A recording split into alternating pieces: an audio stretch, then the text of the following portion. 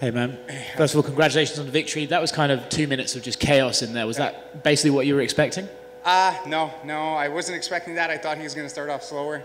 I thought that he had the game plan prepared where, he's going to take things easy. And I was thinking he's going to try to get me to the ground, which he eventually tried. But that wasn't very successful. I kind of saw him trying to strike with me, and after that didn't work out, I expected him to shoot. I was stronger, defended the takedowns, capitalized, finished the fight. I wouldn't say it was too hard or too crazy, but I'm happy with the performance. Obviously landed that big shot. You hurt him very early on, dropped him a multiple amount of times. There's a lot of criticism online about the referee's stoppage. They said he should have stepped in a lot earlier than he did. When you were in there, did you think to yourself, man, this guy's letting it go? Yes, yeah. I think it was a late stoppage. I feel bad for Cruz. I saw him taking the damage, and he wasn't defending himself properly because a lot of it was landing. He was bleeding a little bit, so I thought that it could have been stopped sooner. His corner was yelling, he's gassing out. I wasn't gassing out. Of course, my tempo was slowing down, but I wasn't gassing out. I was preparing for this fight. I had a full camp. I could have kept that going. Momentum. I hope he's okay. I hope nothing bad happened. I mean, it wasn't. I don't think it was too crazy, but it definitely could have been stopped a little bit sooner, just so he can get back in the game a little bit sooner. But yeah, this is what it is. That's the fight game. You sign up for it. Nobody forced us to do this. We all love this. I don't think he feels bad for a minute. He tried, he failed. I mean, if he never failed in his life, or if nobody ever failed, we wouldn't be where we are at today. So props to him stepping in, making the fight happen. A lot of people have been asking us in the last, me at least, my manager had in the last couple of weeks, if is the fight still on, UFC's not advertising it, and it was a big card. I would guess, they wasn't sure if we were gonna, test positive for COVID or something like that. So there wasn't a huge advertisement on early prelims. But yeah, we both made it to the cage. We made a fight happen, and I got the best of it.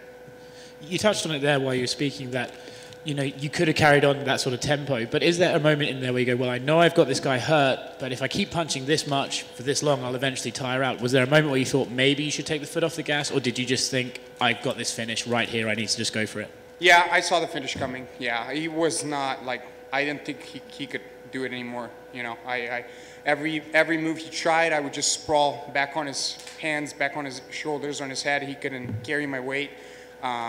He just moved to 55 from 45, so there's some disadvantage in weight, I believe so. And I was faster, I was stronger. It was inevitable. Congratulations, man. Appreciate it. We're glad you were here. Yep. After a win on the Contender Series, you were pretty open on the what your camp was doing to kind of combat COVID, like coming in groups Yes. and everything. And were you still doing that, or has it evolved since as the world's progressed? So they have been on with the COVID testing and everything. We've had a lot of changes. In the meantime, I have moved my camp to California, so I haven't been in Anchorage Brazilian Jiu-Jitsu as much. I had to travel back and forth to see my immigration attorney in Alaska. So there was a lot of stuff going on in these couple months. That's kind of one of the reasons why I haven't been in the cage sooner than right now. But I didn't get a chance to look closely into what has been going on. But I know that some of the Alaskan laws have changed as far as how many people you can have. So they added the additional space to the gym. So they kept keeping up with the new restrictions, and then close it down a little bit and then open it back up. So I think it's getting a lot better right now. As I said just minutes ago in another interview, states are opening back up. Texas is leading the way. I'm honestly very happy to hear that and see that, and then it's about time for this country to get back on the feet. And this is a huge sport, and it's taking a lot of momentum right now. People love to see it. Everybody are following a lot. And I think the sooner we get everybody back on feet, the sooner we're going to have full arenas. And it's going to be probably better than ever it was, because we've had the fights going on when everybody else were shying away and kind of standing back. NBA, baseball, and all the other sports. So going off of that, for your next fights coming up, are you looking to fight stateside, or would you mind going to Fight Island for a fight? That also immigration, my case that I have going on right now, it's being worked on a national interest waiver. And these guys in immigration, they don't think I'm special enough, obviously. They denied it, so I have a right to appeal, right? So basically their answer to my national interest waiver was, well, when you applied for national interest waiver, you were not as special, or you were not a UFC fighter like you are today.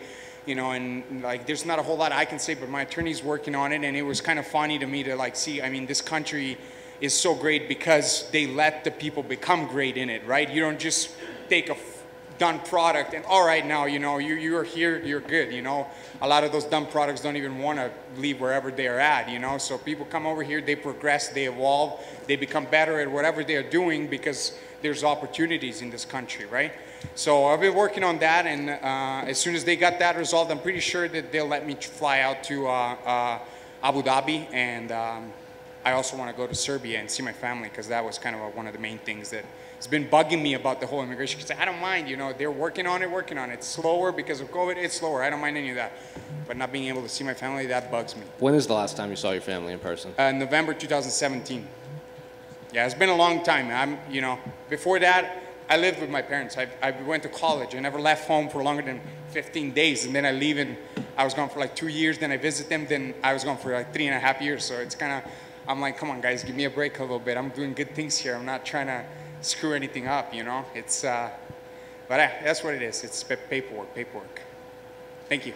Your walkout song, immigrant song, Led Zeppelin, was that kind of a statement towards your? A little bit, you know. I love that song, and